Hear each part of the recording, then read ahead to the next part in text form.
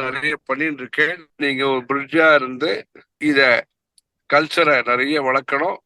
தர்ம காரியங்களும் பண்ணிட்டு இருக்கேன். இங்க நான் நிறைய பேருக்கு படிக்க வைக்கிறேன்.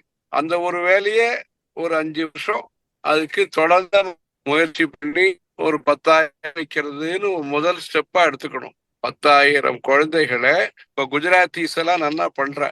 குஜராத்ல நிறைய லட்சக்கணக்கான குழந்தைகளை படிக்க வைக்கிற.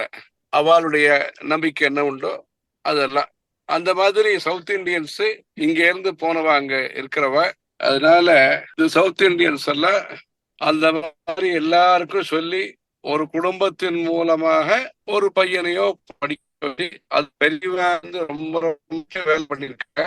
சரீரத்துல கஷ்டம், அப்போ சௌகரியங்கள் குறைச்சல், இது மாதிரி எல்லாம் பண்ணிருக்க. இன்னைக்கு டிரான்ஸ்போர்ட், கம்யூனிகேஷன் எல்லா சௌகரியங்கள்லாம் வந்திருக்கு.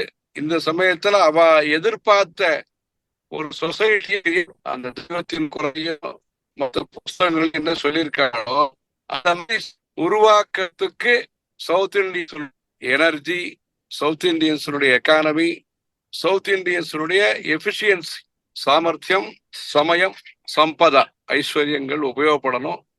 அந்த மாதிரி ஃபோக்கஸ் பண்ணி நமக்கு வந்து சப்ஜெக்ட்ல ஃபோக்கஸ் இருக்கணும். ஃபோக்கஸ் ரைட் இல்லை, நமக்கு வேண்டியது சப்ஜெக்ட்ல ஃபோக்கஸ் இருந்து ஒரு 5 வருஷத்துல இவ்வளவு பேர் ஸ்டூடெண்ட் எல்லாம் தயாராகி அவ பெரியவா விரும்பிய ஒரு சமுதாயத்தை நீங்க லௌகீகமான சௌரியத்தை கொண்டு வைதீகமான சமுதாயத்தை உருவாக்கணும். அதுக்கு நீங்க எல்லாருக்கும் முக்கிய சங்கல்பமா வச்சுண்டு நல்ல பலத்தோடு இருந்து உங்க குழந்தைகளுக்கும் நல்லது நடந்து சௌரியமாக எல்லாரும் நல்லா இருக்கணும்னு சொல்லி அம்பாட்டோ.